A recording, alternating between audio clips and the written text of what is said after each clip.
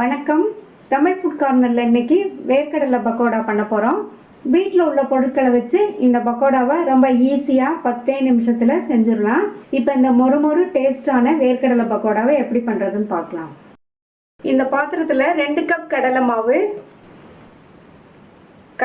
எடுத்த கப்லேயே 1 கப் அரிசி மாவு, அதே கப்லேயே 1 கப் வறுக்காத வேர்க்கடலை, இது கூட 1 டீஸ்பூன் தனி மிளகாத்தூள், 1 டீஸ்பூன் உப்பு, 1/4 டீஸ்பூன் பெருங்காய பவுடர், கறிவேப்பிலை கொஞ்சம்.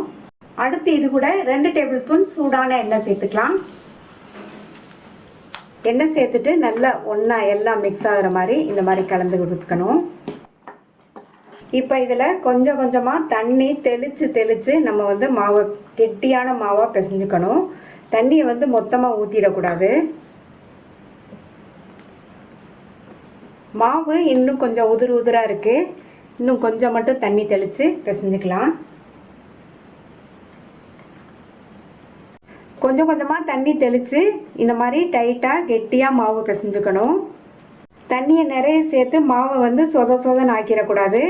இந்த மாதிரி இருந்தால் தான் நமக்கு எண்ணெயில் எடுத்து போடுறதுக்கு நல்லா ஈஸியாக இருக்கும். பக்கோடாவும் நல்லா மொறுன்னு இருக்கும். பக்கோடாவை போட்டு எடுக்கிறதுக்கு கடாயில் எண்ணெய் விட்டு சூடாகிடுச்சு.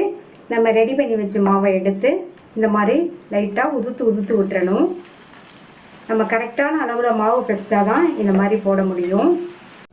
பக்கோடாவை எண்ணெயில் சேர்த்ததுக்கப்புறமா ஃப்ளேமை மீடியத்துக்கும் ஹைக்கும் நடுவில் வச்சுக்கோங்க. போட்ட உடனே நம்ம கரண்டியை போட்டு கிளற வேண்டாம். 1 நிமிஷம் கழித்து நம்ம இந்த மாதிரி கிண்டி கொடுக்கணும். இந்த பக்கோடாவை நம்ம நினச்ச மாத்திரத்தில் 10 நிமிஷத்தில் செஞ்சிடலாம். கடலை மாவு, அரிசி மாவு, வேர்க்கடலை, இதுதான். ஈவினிங் டைம் இது சாப்பிட்டு டீ குடித்தோம்னா நல்லா ஃபில்லிங்காக இருக்கும். இப்போது பக்கோடா நல்லா ஃப்ரை ஆகி கோல்டன் ப்ரௌனாக வந்துருச்சு. இந்த ஸ்டேஜ் கரெக்டான ஸ்டேஜை எடுத்துடலாம். நல்லா எண்ணெயை வடிச்சிட்டு ஒரு பிளேட்டில் டிஷ்யூ பேப்பர் போட்டு வச்சுருக்கேன், அதில் போட்டுடலாம். நல்லா மொறுன்னு சுவையான வேர்க்கடலை பக்கோடா ரெடி ஆயிடுச்சு. நீங்களும் இந்த வேர்க்கடலை பக்கோடாவை ட்ரை பண்ணி பார்த்துட்டு உங்கள் கமெண்ட்ஸை சொல்லுங்கள். இது வரைக்கும் தமிழ் ஃபுட் கார்னர் சேனலை சப்ஸ்கிரைப் பண்ணாதவங்க சப்ஸ்கிரைப் பண்ணிவிட்டு பக்கத்தில் உள்ள பெல் பட்டனையும் கிளிக் பண்ணிக்கோங்க. தேங்க்யூ.